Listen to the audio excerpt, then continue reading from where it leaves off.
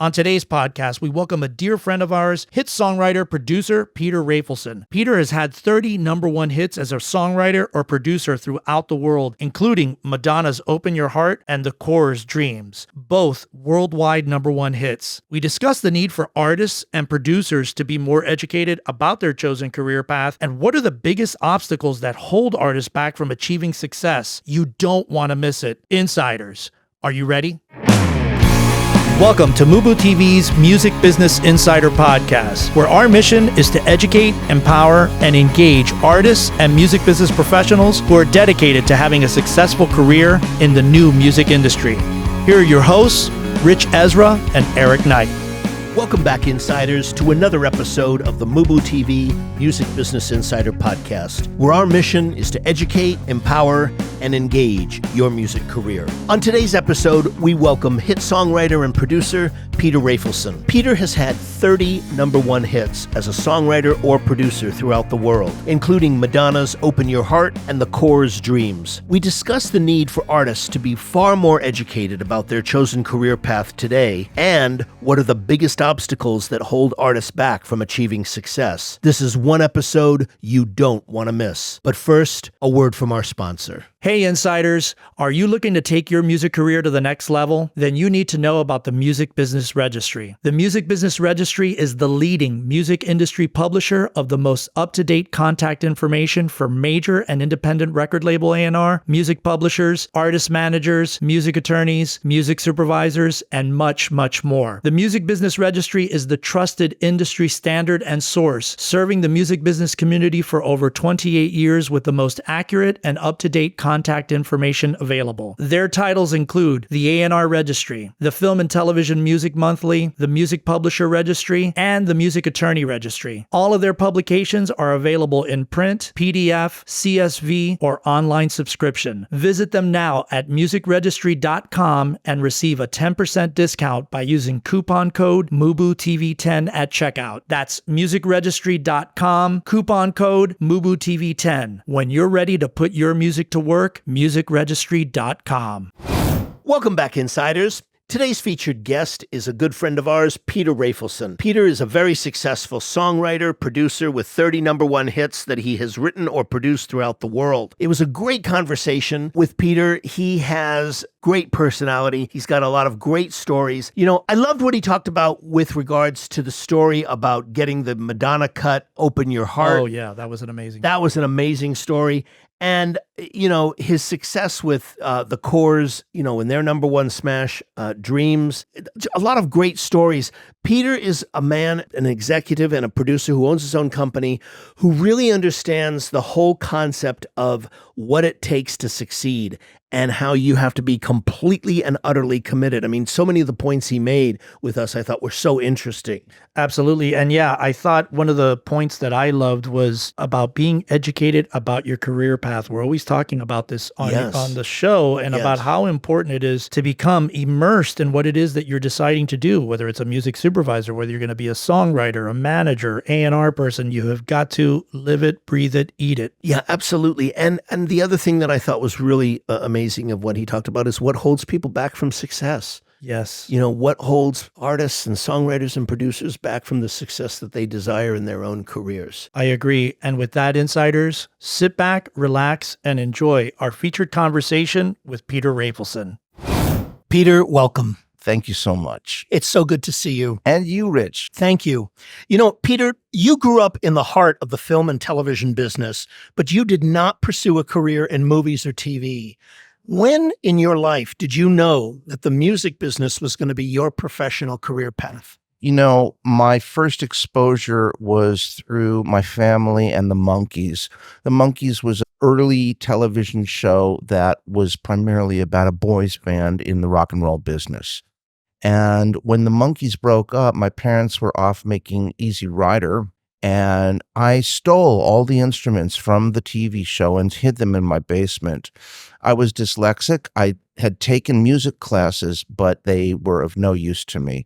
I taught myself how to play every instrument. And from that moment on, in secrecy, I wanted to be a rock star, and I developed skills and never stopped. That being said, fate would have it that the further along I got into music, it did take me back to the film and television business, and where I've produced and directed films and TV shows. So, there's a certain DNA that I don't think one can avoid.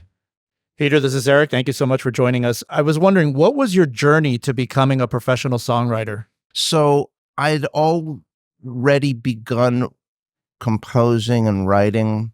I was working incredibly much as a professional studio musician, to the point that I was actually a musician union leader.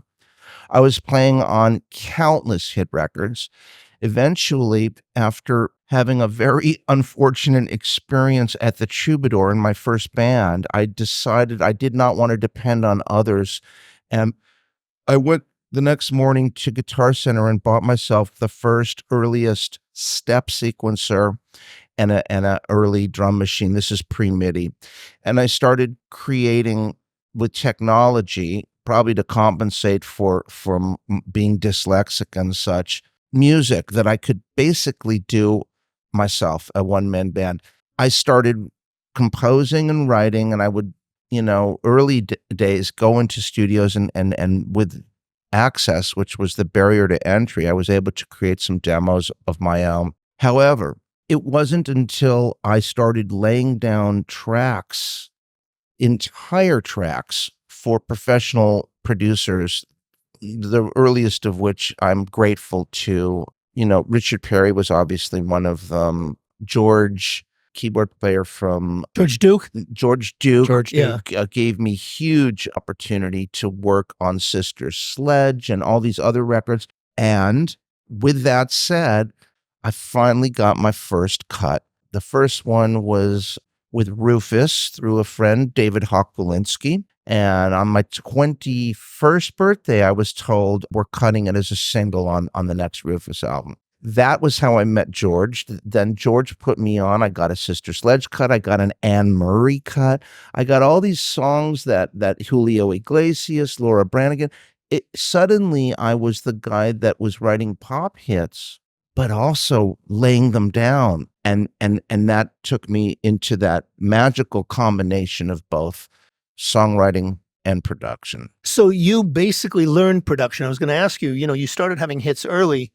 You basically learned production from the Richard Perrys, from the George Dukes, from being on the front lines in the studio doing that. Did you pick up a lot of techniques and things that you learned about production from them?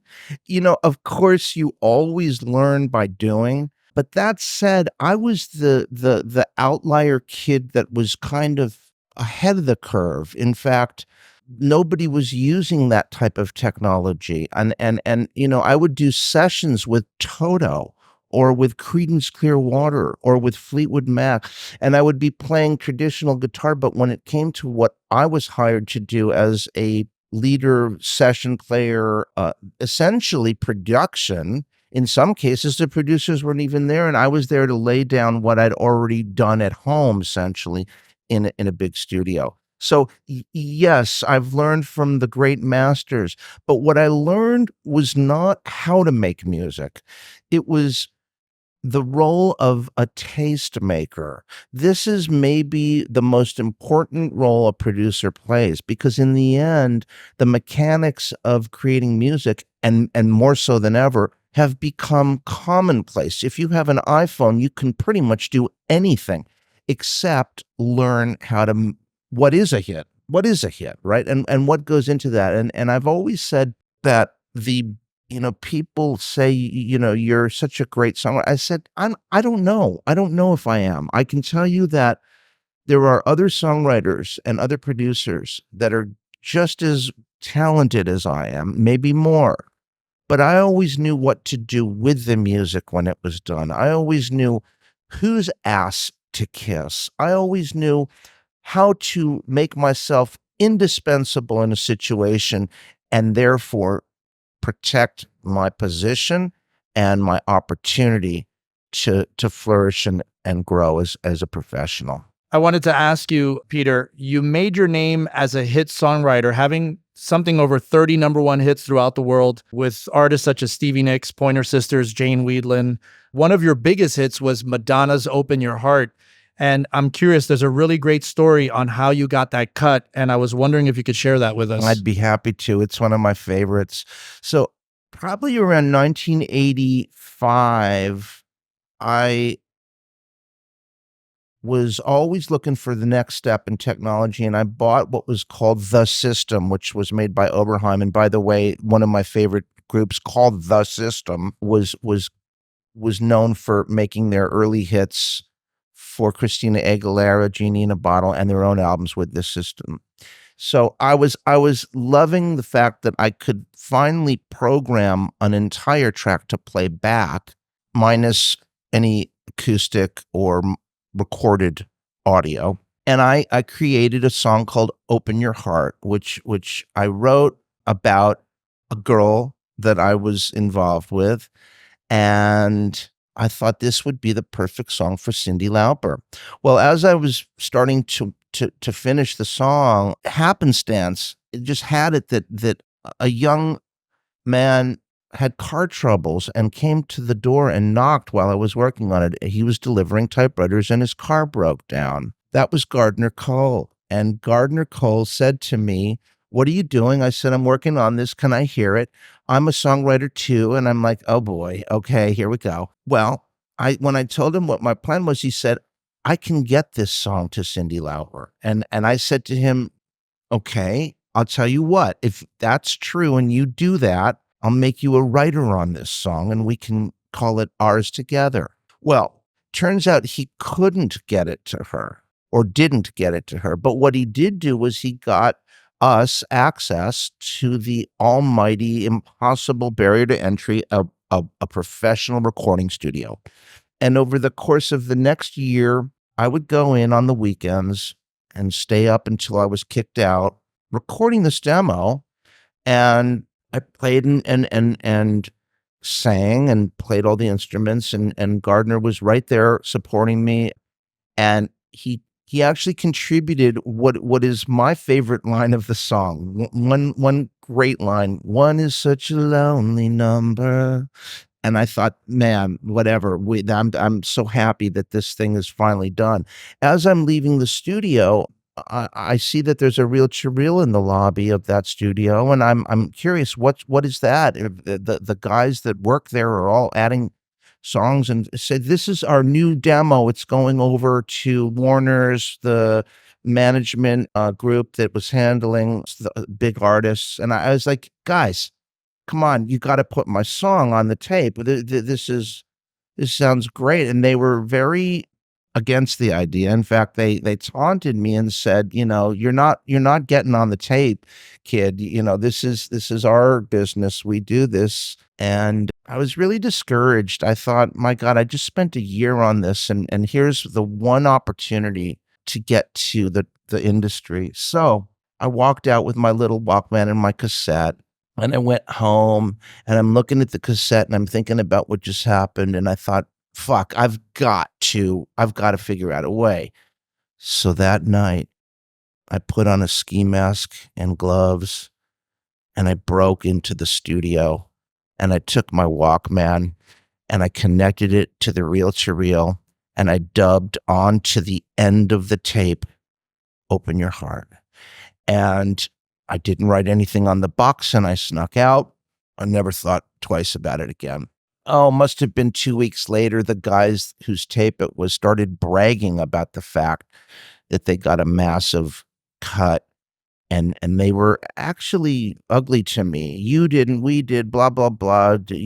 I was back to zero. I had spent all my hopes and energy, and I was kind of a little bit disappointed about the whole year. And another 2 weeks go by, and a friend who Mitch Kaplan, comes by, and he's got a cassette, and he's like, "Peter, you're not going to believe this. Check this out.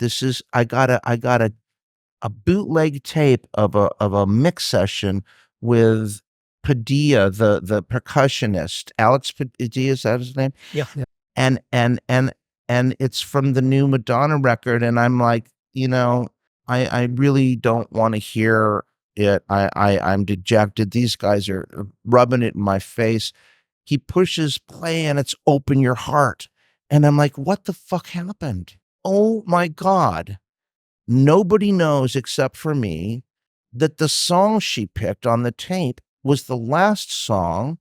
And they were told that they had the song from their tape recorded by Madonna, but nobody knows that it's not theirs, it's mine. I didn't tell anybody, I didn't write anything. So now I'm thinking, oh my God, I've got a song recorded by Madonna and I'm a felon. And I can't tell anybody what I've done. I could potentially go to jail. Yet I would see Madonna. I would be at the club Helena's, which my family was involved with, and everybody from Nicholson to Sean Penn to Madonna to Mo Austin to Michael Austin to Warrenker to everybody at Warner's was there every weekend. Finally, I hear that the album True Blue has shipped 600 pieces of vinyl. 600,000, I think. 600,000 pieces of vinyl, thank you. Yeah. And it's being trucked from the pressing plant to the label manufacturer to be packaged. At that point, I picked up the phone and I called her lawyer, whose name I won't say, but he when I told him, hey, this may come as a shock to you, this is my song, he didn't believe me and he threatened to, sue me for fraud if I tried to do anything and blah, blah, blah. And I said, well, riddle me this. How come this is me singing the demo? And I held up that same cassette and played it over the phone. And when it got to the chorus, I stopped and he goes, I'll call you back. Phone rings. Let's just say, we're not admitting anything, but let's just say this might be your song, Peter. If you don't right now agree to give up all your rights and make Madonna the writer of this song, it'll never see the light of day and it won't be on the album. Well, I knew it was a little late for that. So I just called his bluff and said, no problem. And he goes, okay, so we have a deal? I said, no, it's not going to be on the album. Take it off. And there was just silence. So at that point, it was too late. Something very strange also did happen, which I'll tack on to the story because it really puts the cherry on the cake. And that was that I was material witness to an attempted homicide that involved Sean Penn, the Warner's group at Helena's, and my friend David Hawk-Walensky, who was a producer at Warner's through Rufus and potentially had a relationship with Madonna that Sean was not happy about. So he knocked him out. He was unconscious under the Warner's table. All the executives and the C-suite of Warner's was there. I turn around and I see Sean, swinging a massive metal chair about to crush this unconscious person's skull, and I break up. I bear hug, I catch the chair, I stop the incident. Warner's group all covered their faces and left as quickly as possible. Next morning, I get a call from let's just say, a dubious voice from Chicago, Italian voice, saying, this is Nunzio, and we understand you're going to be subpoenaed about a potential attempted murder case, and we think it's in your own interest to say the right thing. It's about your future, Rafelson. And I'm thinking, oh shit, I've got the mafia now threatening me. I'm intimidating a witness, right? And then the phone rings and it's the voice of Peter. It's Mo Austin. I understand that you have a subpoena for a case that will potentially affect one of our clients. And we would appreciate it if you would say the right thing. It's about your future. I'm thinking, okay, Jewish mafia, Italian mafia, murder case, future, career, my legs. I am subpoenaed. I do the depot.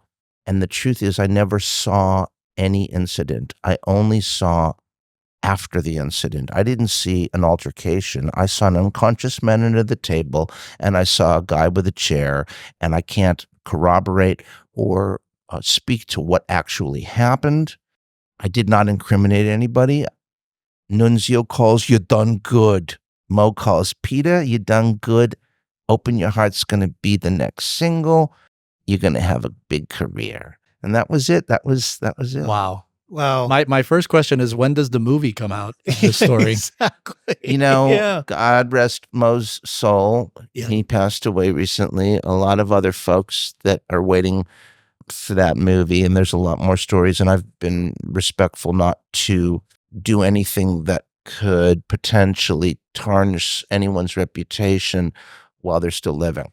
So in time, I hate to say it, but a lot of those folks are moving on to greener pastures. We just saw Mo in the characterized drama in the Spinning Gold movie. He's portrayed in in the that Neil movie. Bogart movie. Yeah. By the way, I sat with Mo and Irving Azoff and the whole crowd at Joe Smith's memorial, which I want to just say for the record was the last time in history that the gods of the music industry, and that includes the Eagles, James Taylor, Bonnie Raitt, Jackson Browne, America, everybody was there and partook in this amazing, amazing event.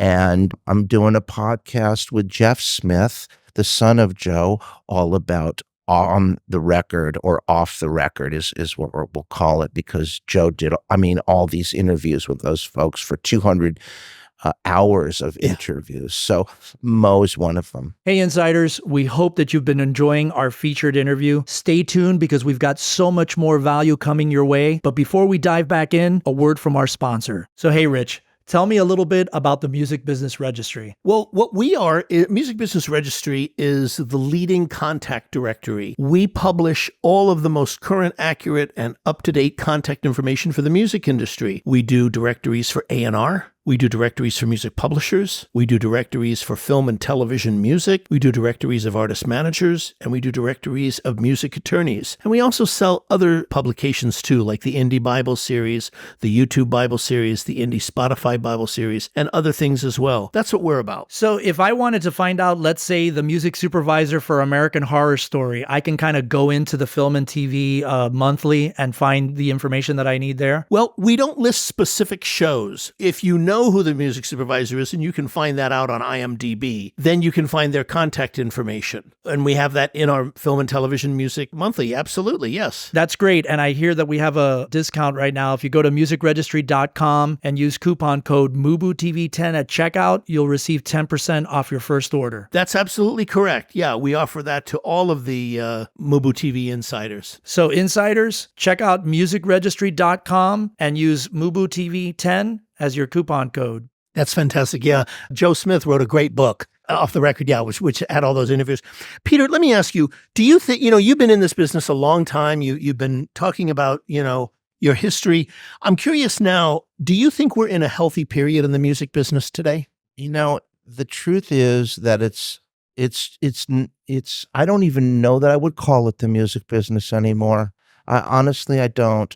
I think that music is more of a commodity than a product, and I think that the way it is commercialized is not by generating royalties or income, but more about driving traffic. I think that it's very difficult to shift one's idea of coming from the good old days, which now happen every 5 years is the good old days. But I think that you have to judge it and look at it as a different industry than it once was. It is exciting that there are so many creators that are hopeful, optimistic about having some sort of profession. But I think that there is a huge disappointment that people are not prepared for about the amount of money that can be made just by creating music. There are a handful of folks that still have amazing music careers and some that are, huge success at writing and some that are producing. The craft of songwriting is I feel so old saying this, but I think it's a lost art and a lost science. And having recently lost one of the greatest songwriters of all time, Burt Bacharach. Burt Bacharach, who literally wrote the Bible of how to create pop music that was not based on loops, that was not based on equal bar sections. This had huge influence on me, and it is not to take away from a 2-bar loop that makes a great song, or Drake is really wonderful what he's done, and he's taken what was a formulaic sort of loop and sample industry of hip hop and rap and brought it back to a melodic song. And I do see that there are these incredible diverse pockets of great creators emerging, but the business itself is so hinged and tethered to metrics of social media, to number of followers and fans and technology and iPhones, and of course live music is still maybe more important than ever, because it's the only kind of activity that brings people together. Peter, has the definition of how we define success changed in today's music industry? Well, yes, very much so. It's fascinating because years ago the word success there was only one measurement, which was essentially and it wasn't just because of financial profit, but it was directly related to financial profit was directly related to how popular somebody was. You couldn't be popular in a business that had 100 slots on a shelf for product. You couldn't be popular without making money. That they were tied at the hip. Now you can be number one and not signed to a label, and other than streaming and potentially live tours, you don't necessarily judge somebody's success on their ability to earn. So yes, it absolutely has changed. I want to say that popularity, awareness, and audience is the ultimate barometer of how much success one has or can have. Converting that to financial success is still up for grabs, how that's done, and that is interesting. I will say it's really interesting. When I get excited about a project, I've been on both sides of that coin, and I still look for potential numbers that are not just dollars.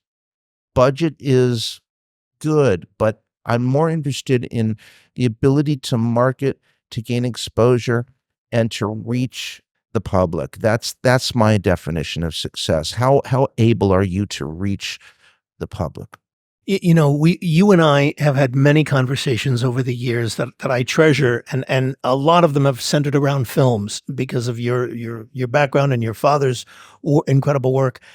I'm curious, Peter, what films or books that you've read or seen in your life have been particularly inspirational to you, professionally speaking, that you could recommend? So I lost my father recently, and I've been talking a lot about this, Rich, so it's easy to answer for me. There are a handful of films that certainly I gravitated to. I had the luxury of being part of a family that exposed me to much more than just mainstream filmmaking. And that said, Hal Ashby was an incredible director who I knew. I knew all these people personally, and one of my favorite films is Being There. Oh my God! It was one of his great. I think it was probably his great masterpiece among many. I mean, Wasn't that Peter Sellers' last film? That was Peter Sellers' last film, and that is really a masterpiece. Yeah. So that is one I would always put in my top 5. I mean, there are personal experiences tied to viewing of a film that make them particularly significant in one's life. Apocalypse Now was a film that I saw because my father kicked me out of the house and said, Peter, if you don't hit the streets, you'll never, learn what it is to struggle and to be successful. So I literally left with 65 cents of coins in my pocket and went to the closest bus and said, I want to go as far as this will take me. And it stops at the Cinerama Dome, and it's the matinee premiere of Apocalypse Now. And I go in line, and there is a black gentleman wearing a members only jacket and these two white punks in front of me, and he's behind me, and they turn back to him and start giving him a hard time, saying, line is for ticket holders only. Do you have tickets? And he's like, my daughters went to get my tickets, and they start shoving him and saying, you can't be in the line. And he takes off his members only jacket and says to me, a stranger, will you wear this for me for a moment? And I'm like, sure, I guess. I put on the members only jacket. I reach in the pocket, and there's a 44 automatic weapon in the pocket. And the usher comes up.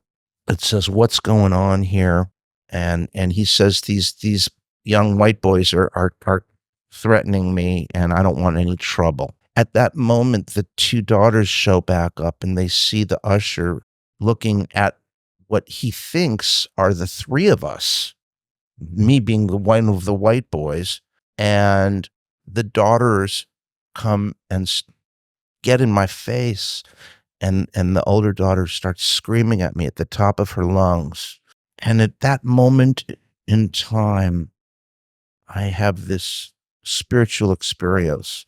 Everything fades away visually, and I just look at her face, and it's like vertigo. I'm literally falling through a tunnel in time.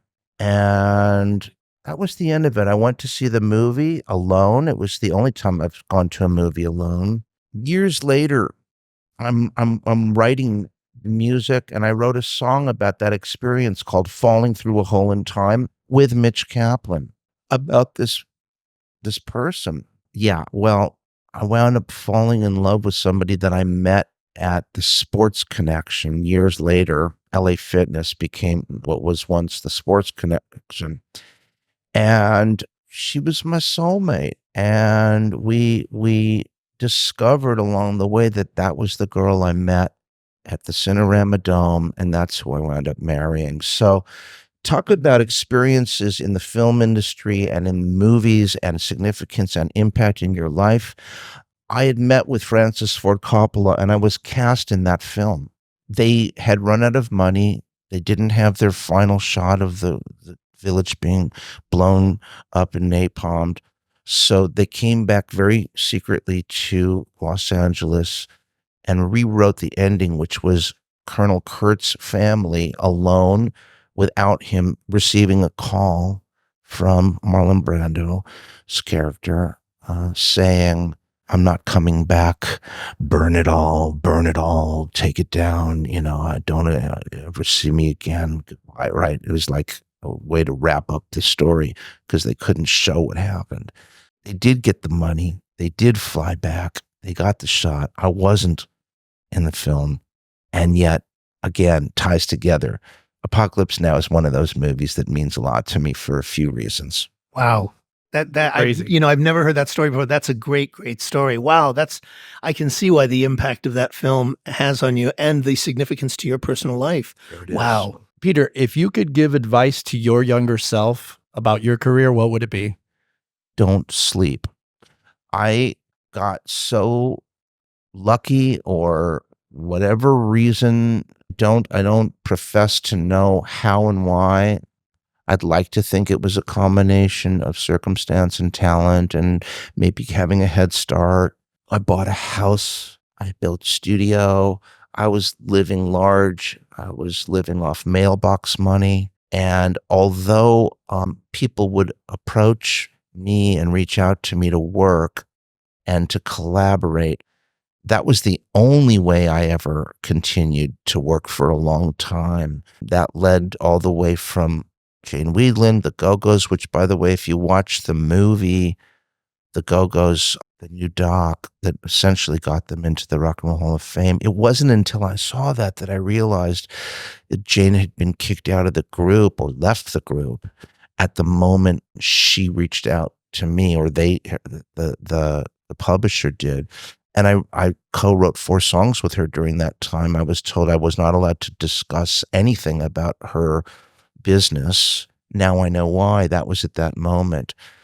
Long story short, the year I wrote over 100 songs, I was a shameless whore, and I'm proud of it. And that was the year that I had at least 3 top 10 songs and 2 number ones. The Madonna came from that, and so did Stevie Nicks, so did Journey. I had a song, Greg Raleigh from Journey, and then on to Jane Weedland, 4 songs on an album, including Rush Hour, which is a big hit. And then things went very well, but I didn't pursue like I should have. At the peak of my career, I was the most lax, and I wish that I'd taken that moment to, multiply the momentum that I had. Peter, what advice can you offer our listeners who are wanting to pursue a career on the business side of the industry?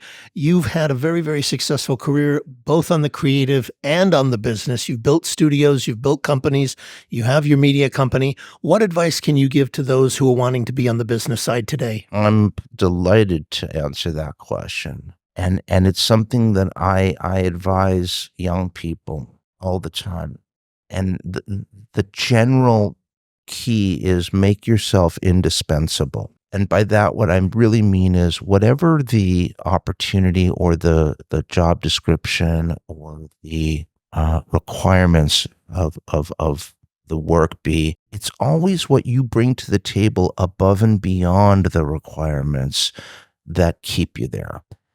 If all things are equal and everybody, I can tell you specifics how I've been asked, can you hire me to work at your studio? And this is entire classes of folks that, have gone to school for preparing for that. And I tell them, so which ones of you, everybody that, knows how to, be a second engineer, take a step forward. Great. Everybody that knows how to run Pro Tools, take a step back. Everybody that feels that they are able to work with people and all of the interaction and the dynamics of the social aspects of this business, take a step forward. And they're all doing the same move. Everybody steps forward, everybody steps back. And finally I said, everyone's in back, and I said, and lastly, anyone that can bring me a paying client, step forward. And 2 people stepped forward. I said, you're hired. You're hired. Because the truth was everybody else had the same skill set, but there was no business to be derived from that. My business was not going to improve because of that. But the 2 folks that were able to bring paying clients to a studio, hell yes, that made them indispensable to my business. Whatever it is that you want to be doing, don't focus on only that. Everybody says, focus. Well, great. Of course you have to be focused, but learn as much as you can about other ways to create business, to create opportunity. I don't care what business you're in, you will learn that the art of business is basically the same no matter what industry you're in, no matter who you work for. It's ultimately about creating opportunities. Peter, what is your advice, flipping that question around, for songwriters and producers who are serious about building a successful career for themselves in today's music market? So, first of all, it's always important to know what you're good at, but I find that the best way to decipher that is by trying things that you might not be good at. And it's just as important to eliminate things as it is to procure them. So I always say, try to do things that are outside your comfort zone, that you don't know whether or not you can do, and fail forward. Fail forward means, ultimately Whether or not you can play an instrument, try to write a song by yourself. No, how many people write entire songs by themselves? The average hit song these days is 5 writers, 7 publishers, 12 producers. I mean, this is wonderful. It's a collaborative business. Great. But the magic for me was always, this is something I can literally do alone. And I don't prefer to do it alone. It's just something that I was able to do. But by doing it alone, I was able to fit into groups as just a lyricist, as just a top line melody, as just a musician, as just a track, production. Learning the various skills, all that go into one song or one production. At very, very least, it's a language that you want to be able to communicate with to others that you work with. I'll give you the best example. Every artist that I've ever developed, I set them up with their own home studio. These are singers who learn how to record and edit their own vocals. Many vocalists don't know how to do that. But the best vocalists, Christina Aguilera, edits her own frickin' vocals. Nobody knows better than her what to do with her own voice.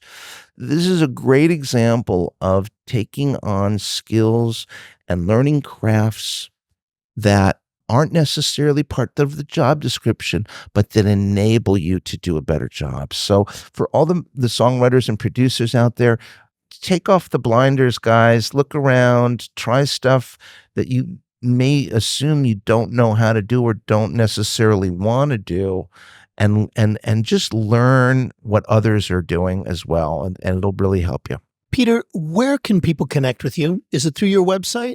I'm the easiest guy to reach in the world. I mean, I have 100 websites, and they all, no matter what email they send to, I get it. But Rafelson.com, PeterRafelson.com.